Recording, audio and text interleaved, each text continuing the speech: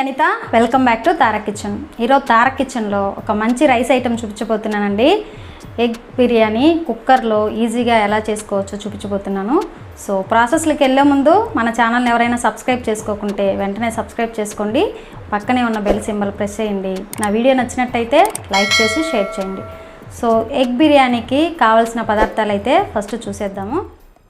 ఇందుకోసం సన్నగా కట్ చేసిన ఆనియన్, హోల్ గరం మసాలా దినుసులు, కొంచెం కొత్తిమీర, అలాగే బాయిల్ చేసిన ఎగ్స్, టమాటా ముక్కలు, హాఫ్ కప్ వరకు కర్డ్, 1 టేబుల్ స్పూన్ వరకు అల్లం వెల్లుల్లి పేస్ట్ తీసుకోవాలి.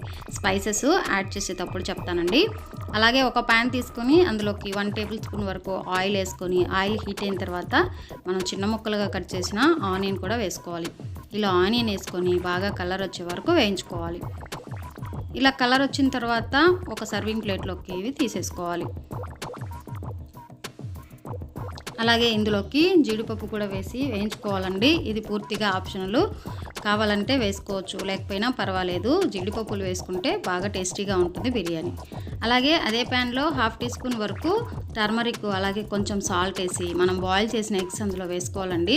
ఎగ్స్ బాగా పైన క్రిస్పీగా వచ్చే వరకు వేయించుకోవాలి. ఇలా వేసిన తర్వాత పక్కన పెట్టేసుకొని ఒక ప్రెషర్ కుక్కర్ పెట్టుకొని 1 టేబుల్ స్పూన్ వరకు ఆయిల్, అలాగే 2 టీ స్పూన్ వరకు నెయ్యి వేసుకోవాలి. అవి కొంచెం హీట్ అయిన తర్వాత హోల్ గరం మసాలా దినుసులు వేసుకొని ఒకసారి వేయించుకొని మనం చిన్న ముక్కలుగా కట్ చేసిన ఆనియన్ ఒక 1/2 కప్పు వరకు వేసుకోవాలి. ఆనియన్ బాగా కలర్ వచ్చే వరకు వేయించుకోవాలండి. కలర్ వచ్చిన తర్వాత 1/2 కప్పు వరకు టమాటా ముక్కలు వేసుకోవాలి. టమాటా ముక్కలు కొంచెం వేగిన తర్వాత అందులోకి 1 టేబుల్ స్పూన్ వరకు అల్లం వెల్లుల్లి పేస్ట్ వేసుకోవాలండి. ఇదంతా టమాటా అంతా బాగా మ్యాష్ అయ్యే వరకు వేయించుకోవాలి. ఇప్పుడు స్పైసెస్ యాడ్ చేసుకోవాలండి. 1 టీ స్పూన్ వరకు red chilli powder, 1 table spoon వరకు ధనియా పౌడరు, 1/2 టీ స్పూన్ వరకు వేయించిన జీలకర్ర పౌడర్ వేసుకొని అందులోకి 1/2 కప్పు వరకు కర్డ్ వేసుకోవాలి. సో మనకి ఎగ్ మసాలా కర్రీ అనేది రెడీ అయిపోయిందండి. ఇప్పుడు వాటర్ యాడ్ చేసుకోవాలి. ఇక్కడ నేను 1.5 గ్లాస్ రైస్ తీసుకున్నాను కాబట్టి 2 గ్లాస్ వాటర్ అయితే సరిపోతుందండి. అలాగే 1.5 టీ స్పూను సాల్ట్ అయితే కరెక్ట్గా సరిపోతుంది. అలాగే పక్కనే వాష్ చేసి పెట్టుకున్న రైస్ కూడా ఇందులోకి వేసుకోవాలండి.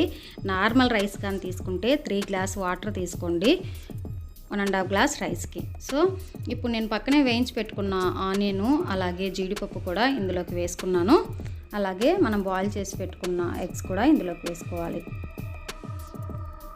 అలాగే తరిగి పెట్టుకున్న కొత్తిమీర కూడా ఇందులోకి వేసుకొని మూత పెట్టేసుకొని 1 విజిల్ వచ్చే వరకు మీడియం ఫ్లేమ్లో ఉడికించుకోవాలి. విజిల్ అంతా పూర్తిగా వెళ్ళిపోయిన తర్వాత మూత తీసేసుకొని అడుగు నుంచి పైకి కలిపెట్టుకోవాలి. బాగా చల్లారిన తర్వాత ఇలా మరొకసారి కలిపెట్టుకొని సర్వింగ్ ప్లేట్లోకి తీసుకోవడమే. సో టేస్టీ ఎగ్ బిర్యానీ అయితే రెడీ అయిపోయిందండి. మీరు కూడా తప్పకుండా ట్రై చేయండి. మీకు ఎలా కుదిరిందనేది కామెంట్ చేయడం మాత్రం మర్చిపోకండి. సో చాలా బాగుంటుందండి. ఒక్కసారి ఈ ప్రాసెస్లో ట్రై చేయండి. అలాగే మీరు ఎలా చేస్తారనేది నాకు కూడా కామెంట్ చేయండి. అలా కూడా నేను చేసి మీకు వీడియో పోస్ట్ చేస్తాను. చూసారు కదా ఫ్రెండ్స్, టేస్టీ ఎగ్ బిర్యానీ అయితే రెడీ అయిపోయింది. మీరు కూడా తప్పకుండా ట్రై చేయండి. మీకు ఎలా కుదిరిందనేది కామెంట్ చేయడం మాత్రం మర్చిపోకండి. మరిన్ని టేస్టీ రెసిపీస్తో